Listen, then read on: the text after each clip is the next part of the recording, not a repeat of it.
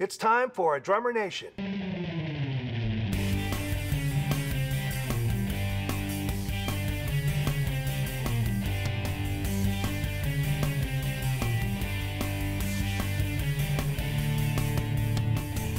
My guest, Phil Hood, co-founded Drum Magazine in 1991. Today, it is available in 24 countries worldwide. Phil eventually sold his interest in the magazine, but remains involved as a self-described brand ambassador. Every year, Drum offers its coveted Drummie Awards to leading artists and products as chosen by the public. On this show, we discuss the newly announced Gear Awards for 2018 with an in-depth analysis of industry trends. Phil Hood, next on Drummer Nation. Created specifically for practice sessions, quiet tone practice cymbals by Sabian are designed to respond and feel like traditional cymbals, right down to their clearly defined bell, so the drummers won't have to change the way they play. Quiet tone practice cymbals by Sabian. I absolutely love playing drums, and I couldn't imagine not having that in my life. And I really, if I could help facilitate that and have an impact on your life so that you could play drums, that means the world to me. When seated at the drums, pressure on the tailbone, lower back, and hip joints can lead to pain. Only Carmichael drum thrones are scientifically designed to relieve and prevent discomforts associated with prolonged sitting. Carmichael thrones, we got your back. My guest today is Phil Hood from Drum Magazine. Great to see you, Phil. How are you, buddy?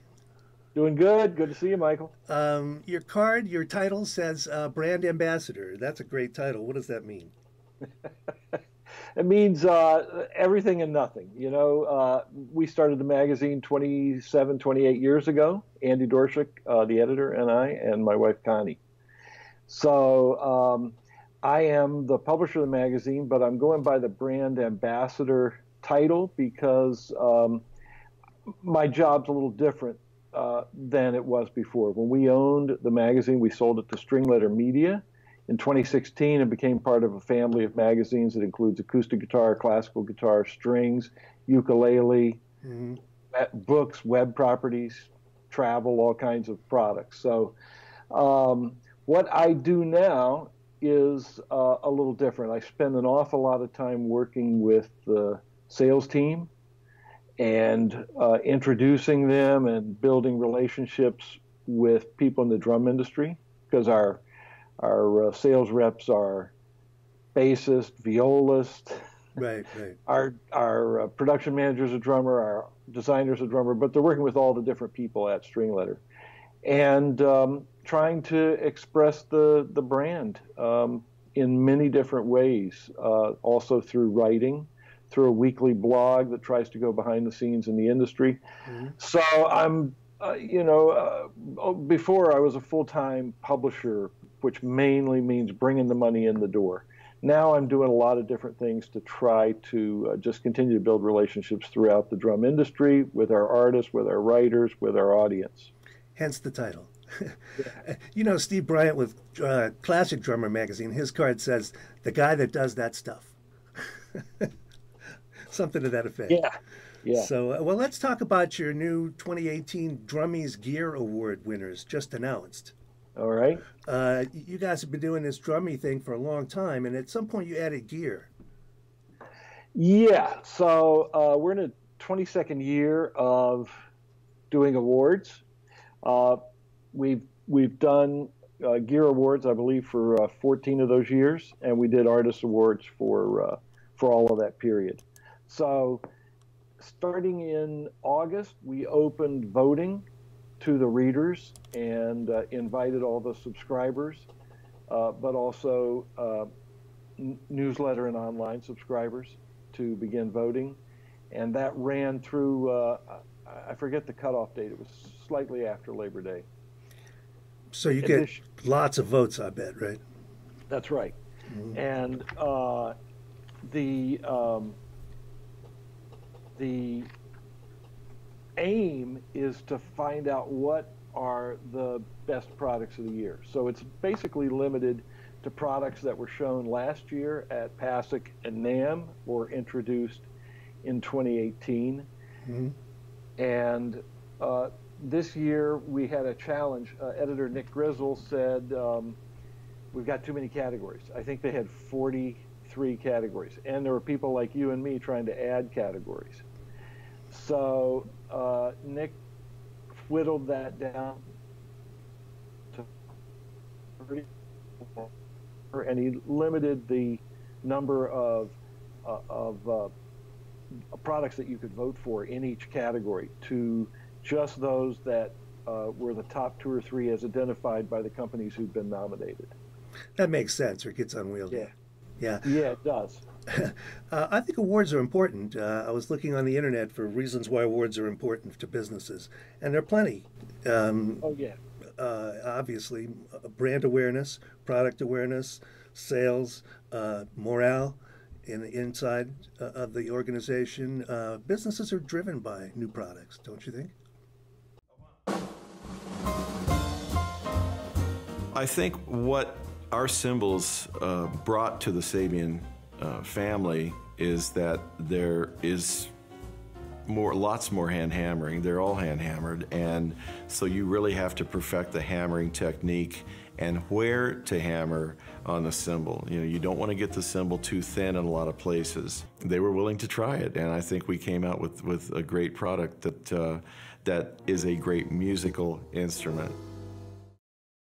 Well, we know that a fairly high percentage of revenue in any company, in any kind of business, is driven by products that have come out in the last 2 or 3 years. Exactly. But more than that, I think peer approval is like as big a drive as sex for human beings.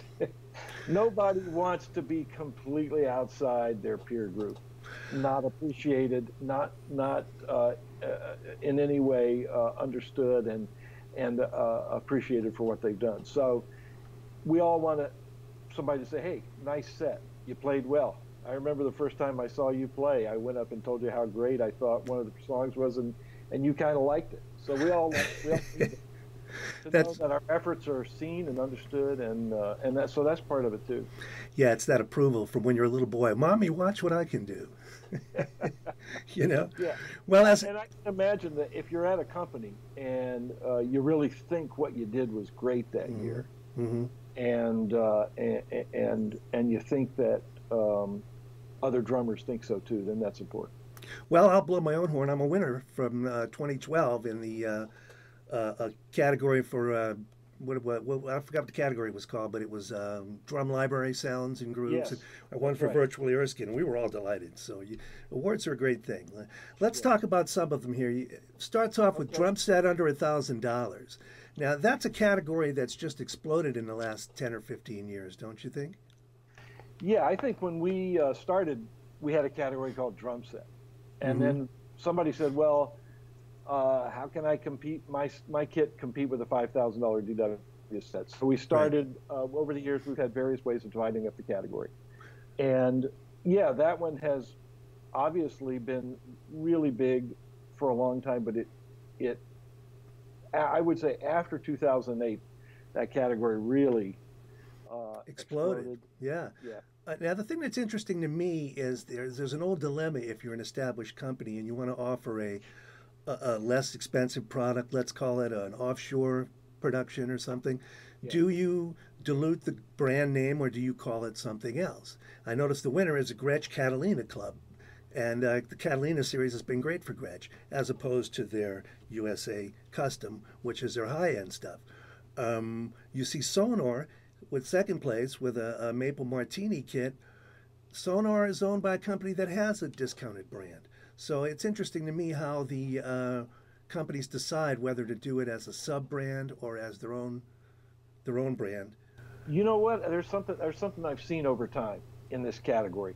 You may remember Sonar had something called the Force 1000, or they had a series that they really weren't proud to sell at one time, the product that they were selling under the Force name. Right. So you're right. These companies used to face an issue that they just couldn't get anything, even from China, that was good for the price that they were trying to hit in the marketplace, like $3.99, $4.99, $5.99. I remember a discussion with a Japanese company who said, this was about 2009, we can't sell a kit for $650. That's as low as we can go. And they don't want to put their name on it. They didn't want to put their name on it. Other companies have been really, really creative at inventing new ways to reach certain prices with kits that are just so much better than what you were buying as an entry-level kit in 1970 or 1980 or 1990 in a music store. I think that's the key. The stuff is, just like you said, if you had a premium kit you were offering, you didn't want to put your name on a piece of junk for a low price point. But now the quality of those kits has just gotten so good that it makes a lot more sense now. Yeah, and I think it's forced. Maybe there have been like waves of innovation. At one time, every kid in America was playing a Pearl Export beginner's kit, and Pearl's been one of those companies who's willing to try things that maybe some other companies were afraid to put their name on, but Pearl tried new woods and new techniques just in order to get the price down, but also to try to improve it incrementally over time to get it to that level that they were proud to have their name on it. And they have. Interesting you say Pearl, because they also happen to win this year in the 1,000 to 2,500 category for the Studio Session Select. So they're hitting it all at all levels, which is, I think, what most companies are doing now. Yes. And then drum sets over 2,500. We have a DW Collector's Series, Tasmanian Sassafras, some exotic woods that I know John Good and those guys are all about. And there's a Gretsch category. I mean, a Gretsch in second place. So they've got the low end and the high end. I think that's endemic of the industry. DW has a really excellent reputation. I think that draws a lot of votes every year. Mm-hmm. And when you're doing this, you kind of want to craft a ballot so that the people who are voting really think about it and just don't write their favorite company, because the biggest cymbal company is Zildjian, and the biggest company at the high end is DW. So you want to see the companies really get legitimate, thoughtful votes from people. DW did a big marketing push behind this trip to New Zealand and Tasmania that John Good took, and got these special edition kits, which is a big thing with DW. And I think the high-end dealers snapped them all up quickly, and so it's not surprising. Well, special editions have always done well. You make X amount of them, and they're almost guaranteed to all sell because they are special editions. Now, I was also going to ask, and I think you just answered it, is it possible, does it too much favor the large companies? But I see Craviano won third place in the wood shell snare drum. So you have some independents and some small guys working their way in here. A lot of the dominant companies, but not always. Hey everybody out there in cyber world, this is Adam Nussbaum. Hi, Dave DeCenzo here. Hi, Bermuda Schwartz here. Hey everyone, Stanton Moore here. Hey guys, Johnson Pesta here. Hey everybody, this is John J.R. Robinson. Hi, Todd Zuckerman here for the Drum Center of Portsmouth. They're knowledgeable, they'll be able to help you and guide you and make the right choices for you and the music that you play. From Wingnut to Wuhan, these chaps know what they're talking about. Highly recommended. But what do I know? I'm a drummer. No, not always. And there are, you want it to be as fair as possible. In the very old days, the voting was by paper. You had to mail the ballots in. Now it's online. You have less control over whether the people who are actually reading the magazine or reading the stories online are actually the ones voting. Anybody, Michael Vosbein, could send out a big mass email saying, "Hey, vote for me." So one way to try to counter that is to constantly hit your own list, our own subscribers, and remind them to be the majority of the voters. But that's great, and I think it was really representative this year. There were some interesting people who won who like we have a boutique drum. Well, you're reading my mind. That's what's next year. I got the thing up on my iPad. Winner A&F. And those guys have been very innovative, very creative. It's great to see them in there, and that's not a big company. No, that's a company that really came out of nowhere, but did it because people were seeing the product, talking about it, One day, I first heard of it when a good friend of mine, Tim Orr, who's the publicist at the Monterey Jazz Festival and a real improvisational drummer, said, "Hey, I've got this drum set now, A&F." And I thought, whoa, where have I been? So, well, it's not so much where you've been, because we're both in the industry, but these things pop up all the time. And I think that's a good thing. There are way more companies now than there ever used to be. And as end users, we all benefit from that, I think. Yeah, absolutely. There are every town has a custom drum builder. Mm-hmm. There's areas where there's a lot of them. The influence of people like Craviotto and Ron Dennett and other individuals who are really crafting fine instruments, and sometimes crafting those instruments for the major drum companies. Exactly. I know Ron has. Yeah. It's changed drum making in the last 25 years. It sure has. Let's go to cymbals. Winner, Zildjian K Suite. Second place, Sabian FRX. Third place, Paiste. So you're getting a big representation of cymbals there. You've got crashes. Go ahead, I'm sorry. Well, these are cool instruments. I remember at the NAMM show, Zildjian had a very big display of all of these Ks and a lot of unusual sizes that they were putting out there. And suite was kind of the cool word at the NAMM show in January of 2018. And Zildjian was not alone. Other companies were showing these cymbals, and what I think they were trying to do is dark has become important and traditional has become important in cymbal marketing, or in terms of what young drummers think they want in a cymbal. So you meet guys who are playing extremely loud music saying, "I want a dark cymbal." My first thought is, no, you don't. But so what companies are looking for was a way to describe some dark traditional cymbals that they tried to add some meat to, and they came up with different words like suite to describe that sound, that halfway sound. That's a very good point. I know Meinl at some point came up with a lot of darker cymbals in their Bazant stuff, and they were aiming it at the metal crowd. And I mean, they're great cymbals, and they were darker. I don't know how it worked for guys who were playing that hard to play cymbals that thin. But that's no dig on Meinl. Again, companies trying to answer to the needs of consumers with a wide variety of products. Effect cymbals. Go ahead. Well, the other thing here is Sabian FRX is a real interesting cymbal because it's not a practice cymbal. It's a low volume performance cymbal. So in some ways, they're trying to hit a niche that hasn't been addressed directly before. It's a cymbal to play in church and small clubs. Well, but without changing the way you attack the cymbal. That's the key. You play it like you play any other cymbal, but it has different tonal characteristics. Zildjian also won for accessory with their L80 low volume China. The interesting thing to me with that is that those cymbals are similar to the ones they launched as Gen 16, I think it was, that didn't do very well, and they kind of went back to the drawing board and reinvented it and put it out again. It reminds me of when Remo came out with Acousticon for their drum sets and their pre-tuned system. Didn't do that great, but it launched a whole different set of genre of instruments made out of that same material with all the, I mean, I saw Arthur Hall once take a djembe and throw it across a ballroom, and got the point, you know. So these were, there's no doubt that low volume cymbals as practice accessories or what have you were more popular as an idea than the Gen 16 line, which with its built-in electronics was initially aimed at recording and other applications like that. Mm-hmm.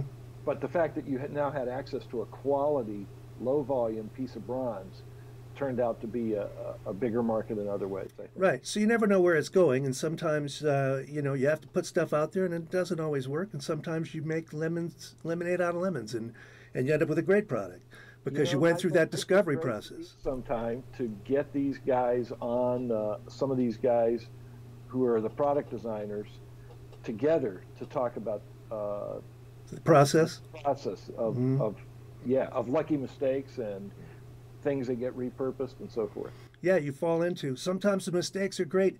I know when we started making cymbals with Sabian had gotten so perfect at making their handmade stuff that Andy said, go back there and mess stuff up, man. Some of it's just too good. And so we ended up with a hybrid kind of philosophy. But you have to be willing to throw stuff out there and see what works and see what doesn't. Now, you also have bass drum pedals. The gear is interesting how you decided on these categories, because there's hardware, there's bass drum pedals, and there's stands. Yeah, I don't know if I can defend that. we were trying to cut down the number of categories, and years ago we used to have one category called hardware, and that was stands, pedals, mounts, everything. Mm-hmm. So it ballooned into 5 or 6 categories, and we were trying to bring it back. Pedals are a pretty natural category for new products. How you break out the other ones was kind of arbitrary. No, I like what you did. I think it's become, the other thing is that we haven't seen in decades past is artists. You know, it used to be if you were a Ludwig artist, you played Ludwig stands, you played Ludwig heads, and now the companies have all carved out their different endorsements where you can be a Ludwig artist and a DW stands guy. Yeah. Or pedals only, you know, or a different company endorsement for a snare drum. It's getting. I think that was a big deal with DW pedals first. Mm-hmm. Yeah, I think they launched that, and everybody saw, there's a different way to go at it. And now we even have something. I love this product, by the way. Here's an unusual product, which is bass drum beater. Who would have thought that would be a product? It's great. I have that VK B5, which is the Vic Firth wood shaft Vic kick that Erskine had something to do with designing, and I love that thing, man. It's like an amazing development. It's like a hard timpani mallet. It's almost like you're striking a bass drum with a timpani mallet with your hand. It's very sensitive. Yeah, I think that was a category that I told Nick should be a category. Maybe he told me. But basically, there was a lot interesting going on, and there seems like there's been a lot of interest in that category the last couple of years, and more. And just as there's boutique drum builders, there's boutique bass beater companies. From Lowboy, there's others too. So yeah, I see the Lowboy Puff Daddy is second place. It makes you kind of wonder, because they're a boutique everything. You know, there are guys that make moon gel, right? Yeah. That's a boutique company. That's all they make. I don't know if that's all they make, but that's pretty specific. There are other people who just make cymbal washers out of various materials. You know, they're every little niche and nook and cranny you can find. Somebody's dedicated to perfecting that and making a small business out of it. And even though drum set's been around for almost 100 years, any year somebody can invent a new little wing nut or something that drummers out there say, wow, why didn't anybody do this before? I know. Ricky Rocket had some cool like wing nuts that were like dice or, just artistic designs for more of a showbiz aesthetic. And here you go in sticks. You've got Firth, ProMark, brushes, bundles. That's interesting. And Cooper Groove Rods one. Yes. And you would think it would be a traditional brush in that category. Yes, that's a fun thing. That guy won. He's Carlo Cooper has. There have been various attempts to do things to sticks to make them easier to grip, but he's really, I think, stuck at it and had good word of mouth marketing and created some interesting products that have started to gain some traction with voters, obviously. Well, that's another thing you touched on is you got to have more than a good idea. You have to implement it, man. You have to be able to keep the supply chain in order, and you have to have sales, and you have to have marketing, which you can do a lot on your own. But still, you have to have a team that works across the board to get a successful product. Yeah, and it's like what Jerry Seinfeld says. He says, a comedian is not a guy who's funny at a party. A comedian's a guy who's funny on demand. So you can build one great drum. The graveyard's littered with people that built a few great drums. People that could turn that into a drum company or a drumstick company. You know, because you had a cymbal company, the difficulties of all the things that you have to do. Oh, yeah. I think of a company like Apple. Let's say you and I were starting a company, we were launching a product, and we needed to have about 8 million of them ready in the first couple of months. Yeah. You know, I don't know how people do that. Remo's had quite a splash at the last show, NAMM show, with the color tones. Yes. Color tone heads, big deal. It is. I mean, people just flocked to it, whether whether it's because of the particular color scheme or just something new. People really wanted the colored heads, and I'm not surprised.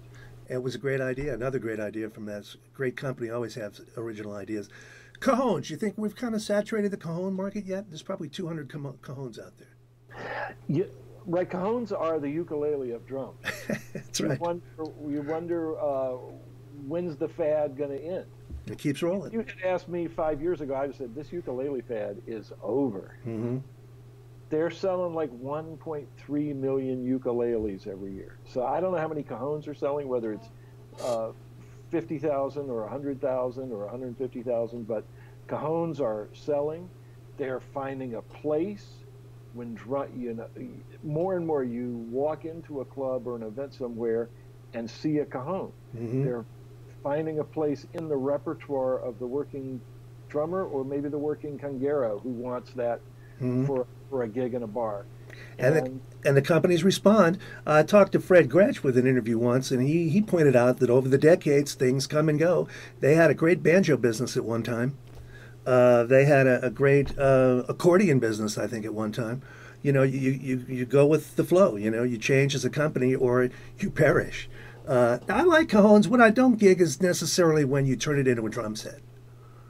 You know, a cajon is fine with me. It doesn't have to have snares on it. It doesn't have to have a foot pedal. I dig. Okay, it's cool. Everybody wants to have those sounds. That's just my personal opinion. Oh, speaking of which, you have the cajon accessory category, and this is no dig on these guys. DW, I saw this at the show, has a direct link cajon pedal where it kind of hits the cajon, not like a normal pedal. Yeah, so there were a lot of products in that category, so we just decided to add. Mm-hmm. Yeah, and in years to come, maybe cajon will disappear as a category. Who knows? World hand percussion, there's a category that really has exploded in the last 10, 15 years. Yeah, we had more categories before there, and we really just decided to combine them back so that Cuban, Brazilian, and New Age world type percussion fell into one group. It's tough. There's a logic to having separate categories, but there's a logic to saying we're basically talking about hand drums. So let's treat them that way. Right, I agree with that, and there's some great winners there. Electronics. Now there's a story there. Electronics, I'm told by my friends in that industry that they're outselling traditional drums. Yeah, before we leave hand drums, I wanted to mention that we Go were ahead. talking about the LP Mona Tabacali model Mhm, cajon.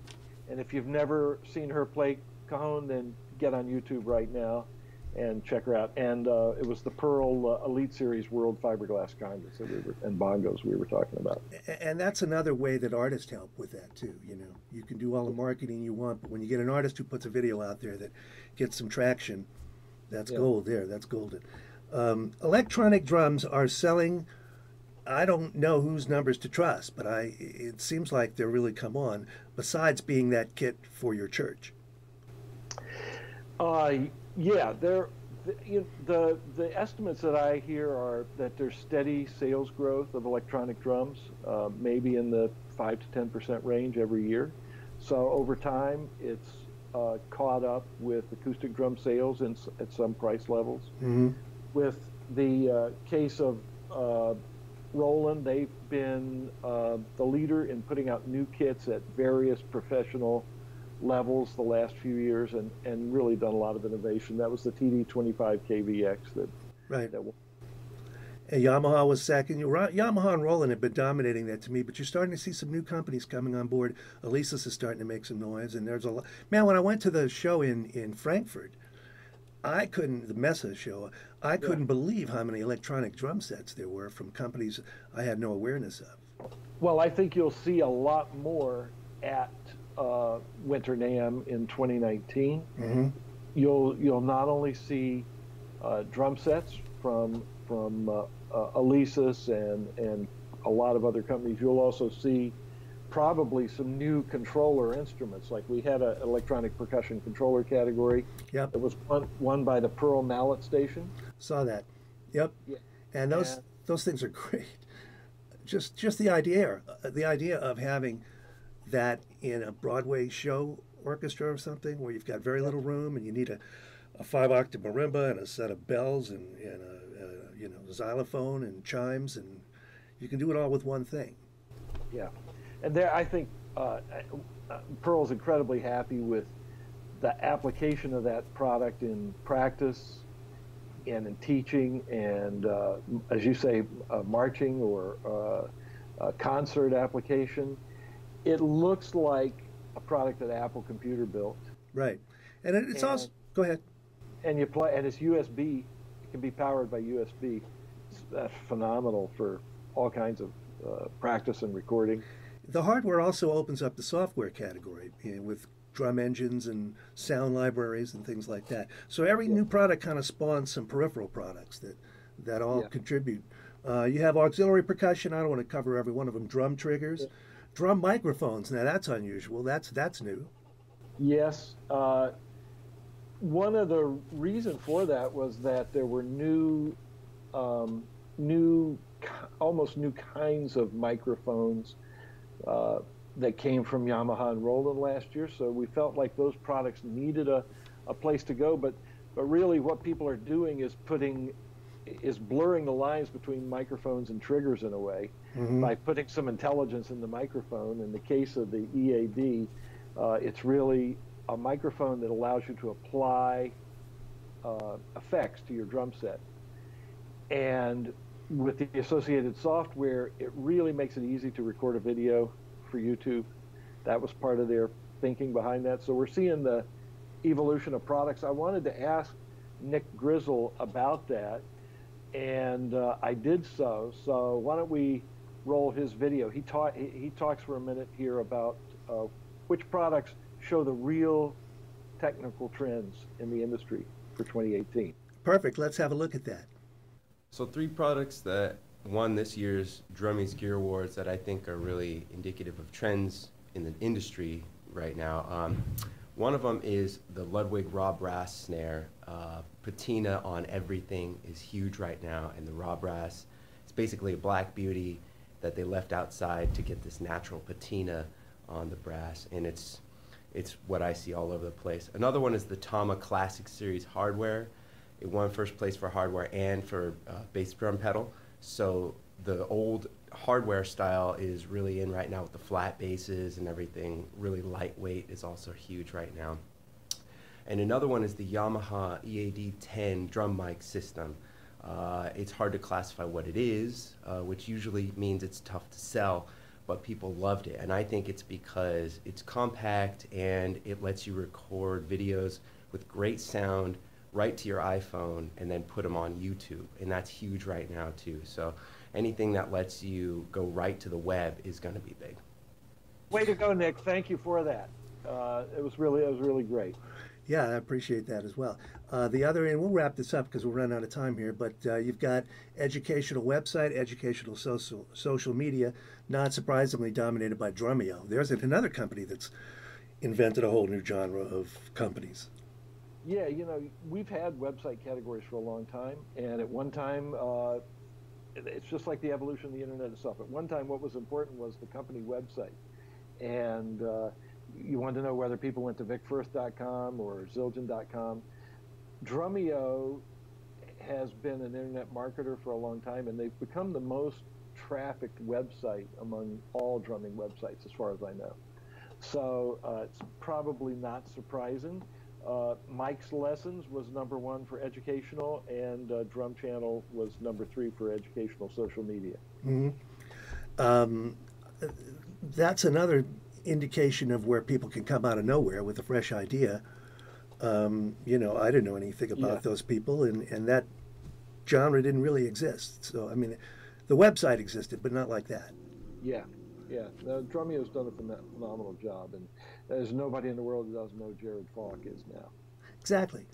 And you're getting a lot of drummers who are coming up with innovations and becoming known that didn't tour with Sting or, you know, or a New York studio scene, or coming from all different directions.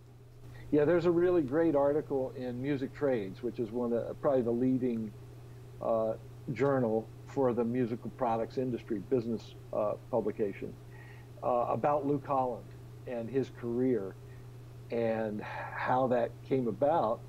Really, his fame as a drummer and the people who were following him or calling him up for lessons or whatever happened before he started getting big tours. So his career really was completely launched by YouTube, and he's far from unique in that respect. But he's become one of the biggest because of it. Well, thank you for coming on the show and explaining some of these things, because there's a lot more depth to it than just, you know, who won this and who won that. And it at a cursory glance, it looks like the industry is in pretty good shape.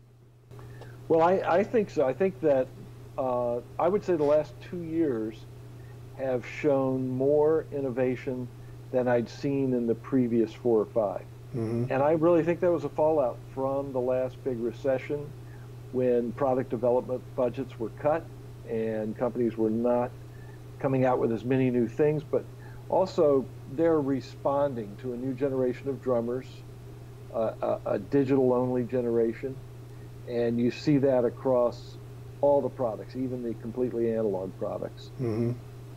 And everybody's tied into their social media and newsletters and just the different ways of communicating with their base. And it's two-way. They're hearing from their base a lot better than they used to as well. Sure. Yeah, they are.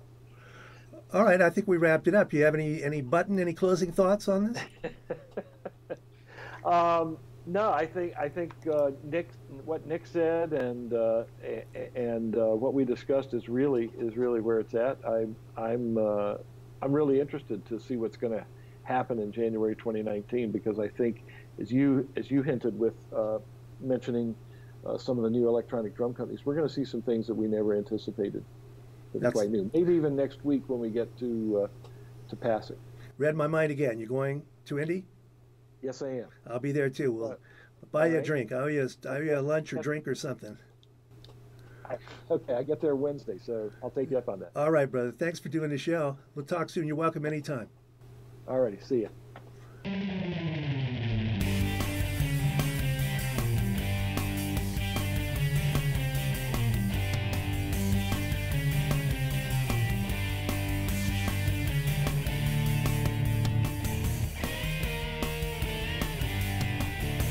This is your host, Michael Vosbine, and I'd like to thank our friends at Sabian Cymbals, Sound Synergies,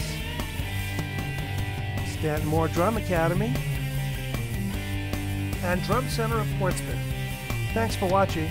We'll see you next time.